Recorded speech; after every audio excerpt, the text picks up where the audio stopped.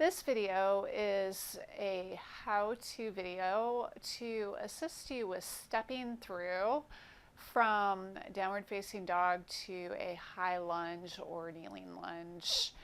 This can be problematic when you first start doing yoga. Sometimes you drag your foot. So I'm going to go over some techniques that can help you ease your transition between downward facing dog to high lunge or low lunge, because it's a pretty common one.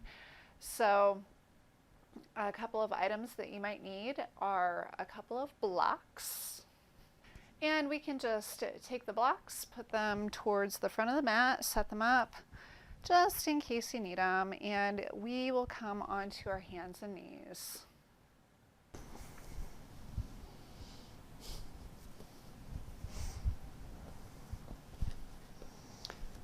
From our hands and knees, you want to center the hands under the shoulders, spread the fingers out nice and wide, knees under the hips.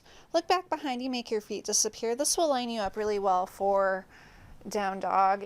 And if you have trouble getting your foot up there, perhaps you can use the blocks to just place your hands on as you're working on doing the transition. So just know that there's always options out there, and blocks are incredible tools to help us with our yoga practice.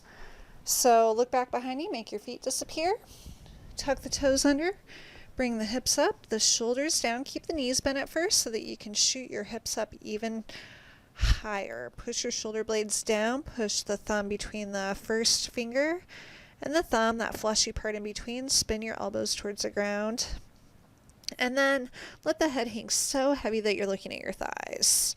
And next you're just going to lift that right leg up. Get it up as high as you can, and from here we're going to engage the core, bring that leg in and hug it into your body as much as you can. Engage your core, really pull it up, look up past the mat. This is a really good trick here.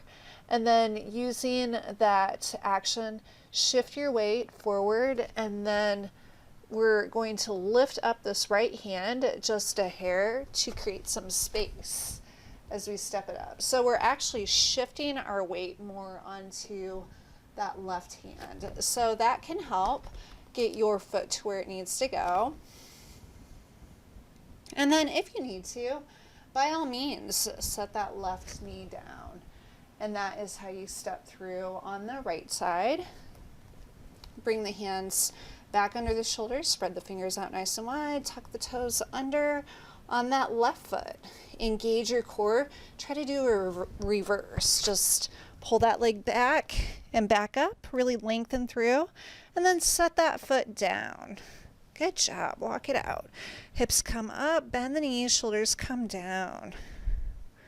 And then try lifting that left leg up, really pushing that right heel towards the floor. Try to keep the weight evenly distributed on the hands now, and then squeeze that knee into the chest as much as you can. Really activate the abdominal muscles here.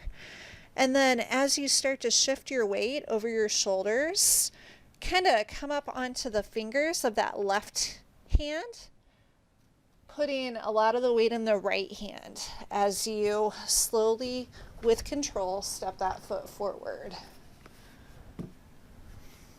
I'll move the blocks so it's easier to see. So come back and just squeeze that knee into the chest, shift the weight to the right hand, and come up on the fingertips of that left hand and step through. And from here, if you need to, of course, you can come onto the right knee, or maybe add a little twist, pulling that left hip back. Good job. Come back down.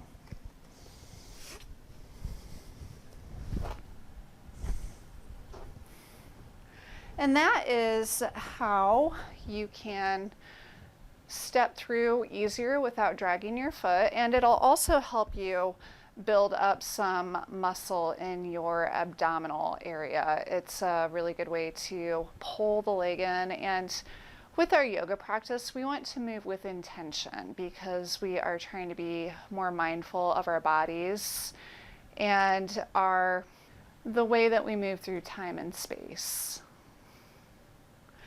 Thank you so much for joining me. I hope you love this video. Please like, subscribe, share, check me out on Instagram. And until next time, may love and light be yours. Namaste.